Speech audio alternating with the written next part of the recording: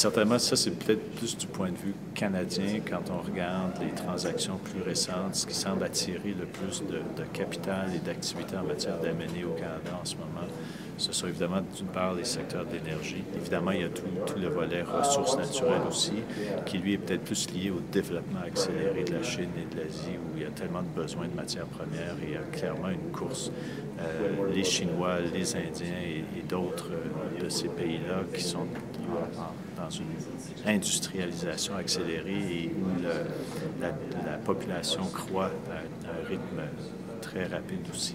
Puis on a vu beaucoup de transactions dans le secteur technologique, comme on avait connu jadis dans le boom là, du tech en 98, 99, 2000.